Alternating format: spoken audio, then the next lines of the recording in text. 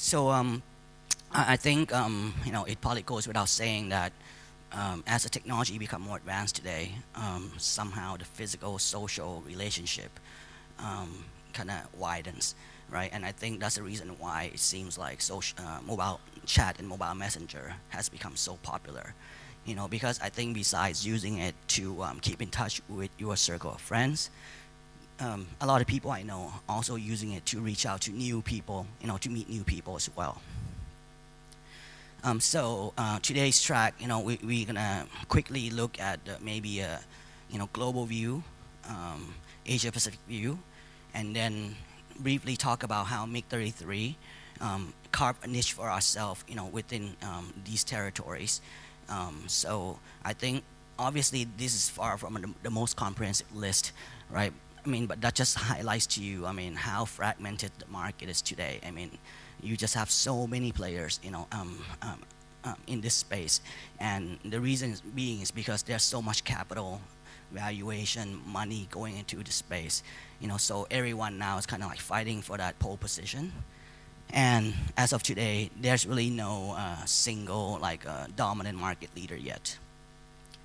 Right. So this one for me is just a real brief history. And again, it's not covering everybody. But I think what's interesting, if you look at this matrix that I kind of, competitive matrix that I put together, what you see is that all the mobile chat and messaging service, that I kind of listed, starting from WhatsApp, BBM, sorry, all the way to current. The one common factor that all of them have is that, the USP, the unique selling proposition for each of those mobile chat is only 2 or 3. Otherwise, most of the features, that's common to all are pretty much overlap, right? And in some case, there's really just one USP. For example, Snapchat. With Snapchat, as many of you know, especially if you're from the West, their main USP is just allowing you to expire your message or your photos, right, that you share with your friends or strangers. So taking that view, I narrowed it down a bit to Asia Pacific, and so this is roughly. So obviously, each country have multiple players. So I just put the logo of top 1 or top 3 players in each country. So as you can see, and it kind of reemphasized my statement earlier that there's really no single leader today in this region. Having said that, if you go down to different country, you will see like who's lead. So what's interesting is that a lot of these like Line or Kakao or WeChat, many of them are like a homegrown application that grew to become quite successful in their country, and then once they get to a certain point, then they start to move out, into the regional area usually and try to conquer nearby countries, right? So I think so far, Line has been pretty successful, in coming from Japan and then getting into Thailand, and now they're also a number 1 mobile chat and mobile messenger apps in Thailand. Having said that, the battle is still ongoing and it's quite fierce. So, I will not go so much into how each of them becomes successful because I think that's a much longer conversation. So instead, I think what I like to perhaps share a bit is, so amongst, with all this competition, with all these entrants and competitors, how did make carve a niche for ourselves, right? What did we do? How do we understand the local market and find that thing that make us successful thus far? So maybe if I can go back a bit and say, okay, just to say that MIG is, as Derek mentioned, we are a social entertainment platform company, right? But we started about 6-7 years ago. When we first started, we were a pure mobile chat on feature phone. So, because back then smartphone practically don't exist, right? So, we started on that. The company initially was started in Australia, then got moved to Silicon Valley, where we raised quite a lot of money. But at one point, we realized that most of the users and engagement are coming from Southeast Asia and South Asia. right? And it was quite the difficult logistic for us to kind of flying team back and forth between the San Francisco office and Southeast Asia. So at one point, Steven, who's the founder of the company, just decided that to relocate the headquarters out here to Asia, and Singapore seems like a logical hub for us because then it's easy reach to Indonesia, India, Nepal. I mean, a lot of countries that we're pretty strong at. So that's kind of like a brief history of Mix. So, but Make kind of evolved from just a mobile chat application, into pretty much a full-fledged social network on mobile, right? So today we, besides chat, we also offer things like games, mini blog, avatar, virtual gifts system, and API to connect to application and games.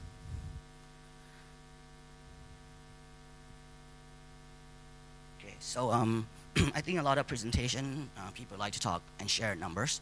So maybe I'll just share some of the numbers in regard to Make to you guys as well. So as you can see, the numbers looks quite impressive. I mean, the unimpressive number I didn't share, obviously. That would look good for us. So we currently have about 65 million users across pretty much around the world. But most of them are concentrated, like I said, in Indonesia, Nepal, Bangladesh, India, Syria, Iraq. So some really exotic country, as you guys can imagine. More than 2.7 million users on a mini blog each day, just blogging and sharing and tweeting to each other, right? We have more than 85 million messages exchanged on a daily basis. And like I said, out of all the countries that I mentioned, the most important country for us probably today is Indonesia, just because a little more than half of our users, total users, are in that country.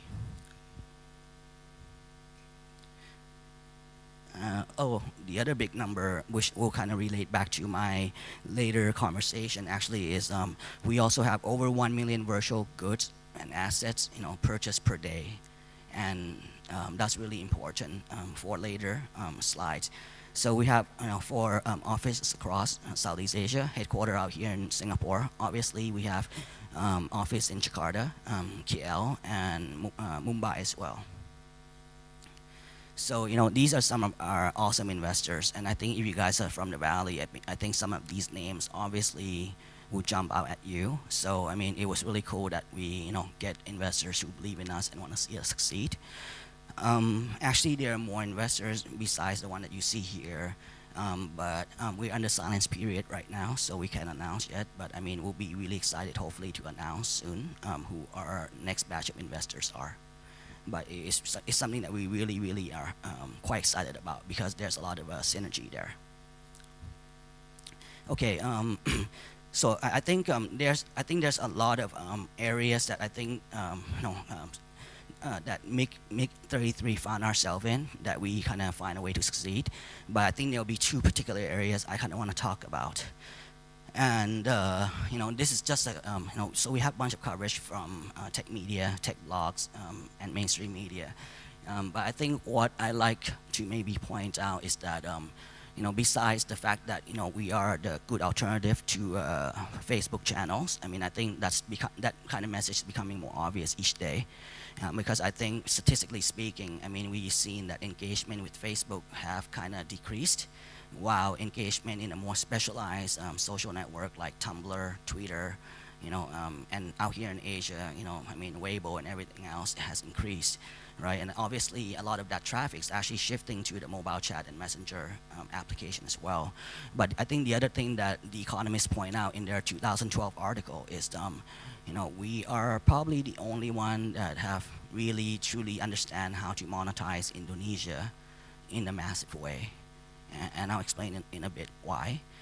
So, so I think the 2 points that I want to kind of share with you guys on why I think that Make did well for ourselves in these countries.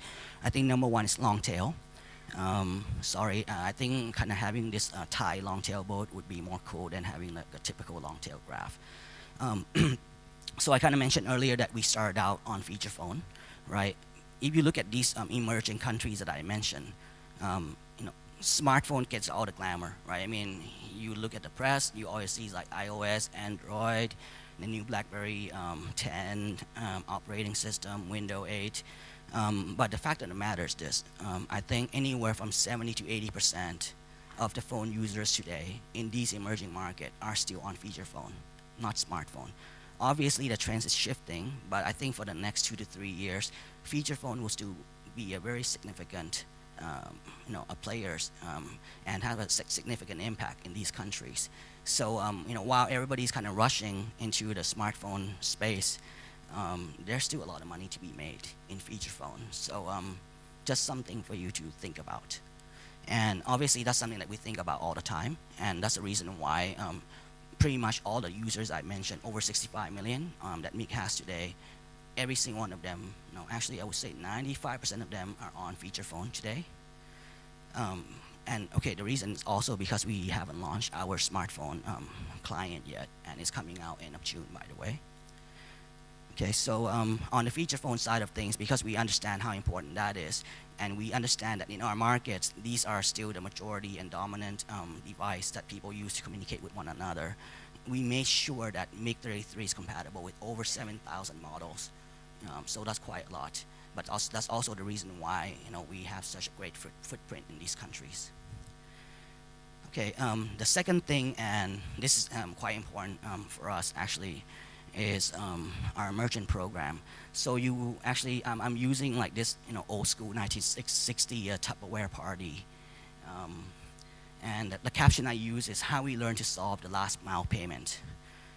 Again, if any of you have ever have any exposure to emerging market at all, especially countries like Indonesia, Syria, where physical infrastructure is still an issue. So even the act of going to a convenience store around the corner and getting a top-up card for games, for virtual goods, for whatever, I mean, something that we take for granted in even countries like Thailand. It is a luxury in countries like Indonesia, if you don't count Jakarta. The moment you take out, the moment you're outside of Jakarta, you realize that, Indonesia is composed of several hundreds islands.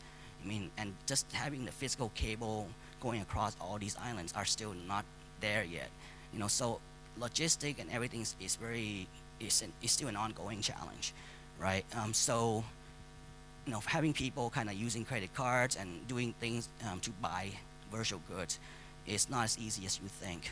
So, so that's what I call the last mile. So how do you get to that last mile, right? And how did Mick figure this out? So basically, Mick have a thing called merchant program, and the reason I use the Tupperware pictures is because, for the lack of better analogy, our merchant program is kind of like Amway / Tupperware, right? So let me explain a bit further.